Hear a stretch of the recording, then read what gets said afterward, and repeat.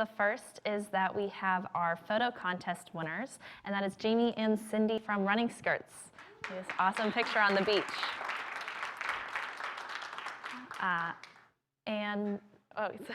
So you have, the gift card is at the reg table. Sorry. And then one more thing, we have a gift card giveaway. If you want to check under your seats, I know some people left, so you want to check all the ones around you as well.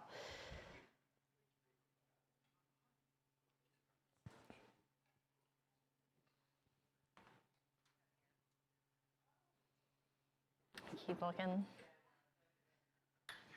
Keep looking. You got it? Over here on this side, everyone looking?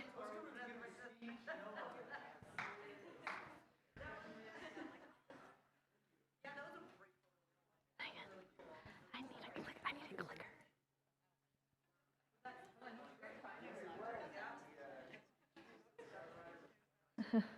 Still looking? Oh, you got it?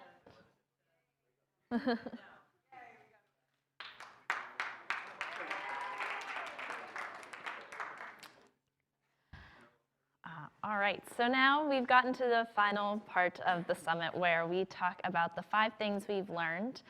These are meant to be a little bit more specific than the mega trends that we talked about at the beginning, taking a lot of the discussions and sort of condensing it into a few different takeaways. So the first one we have is the social media winners have surfaced. It feels like everyone's putting their resources into Facebook and Instagram and sort of not really focusing on Twitter and Pinterest. You can't really, there's a lot of platforms, there's a lot of data, and it takes, I know as Erin at Haven Beauty said, to really be effective on a platform, it takes a lot of resources. So those are being divvied up, and Facebook and Instagram seem to be the most popular ones that are most effective in a number of ways. For number 2, tech can be for company employees, not just the customer. So that means Target, they are putting iPhones in the hands of their employees in stores rather than the clunky scanners and making them more digitally efficient. And it also comes down to the Wi-Fi. That is really great for a customer, and that also means that, especially in the bigger retailers, you can figure out what your customer is doing in store, where they're going, what they're searching, and so that's helpful there, and it helps the customer experience as well, which takes us to number 3, which is experience is the new keyword.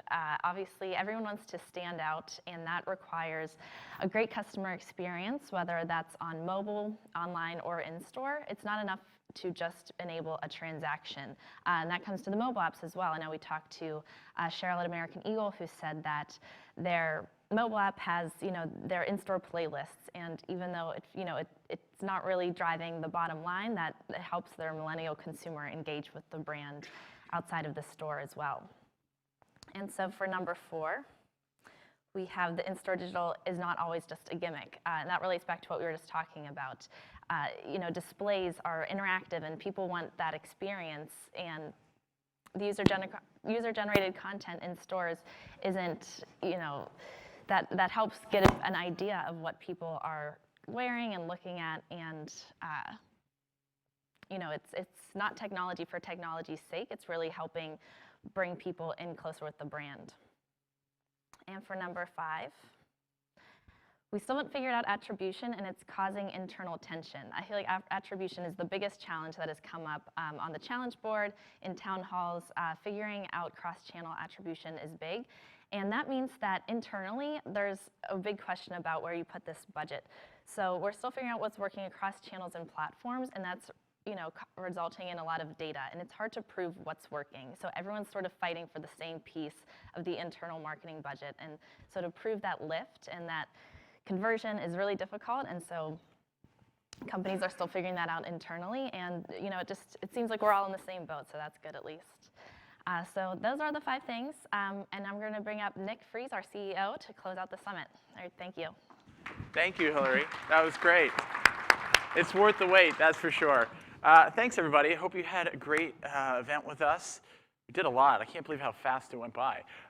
So I hope we delivered on our promise of giving you great insights, as well as connections and an experience that you can take away and create change in your organization. We really want to help you grow your businesses from everything that we do here.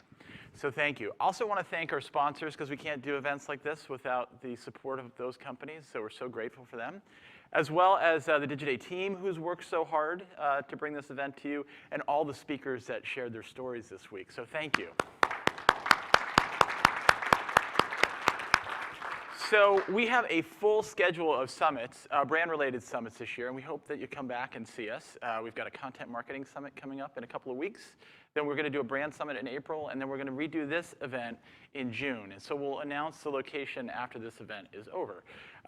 Please stay tuned to Digiday every day as we'll continue to cover the modern retailer. We're also going to be launching in April retail-specific, high-end retail, fashion, and luxury publication. So look forward to that. There'll be more news on that.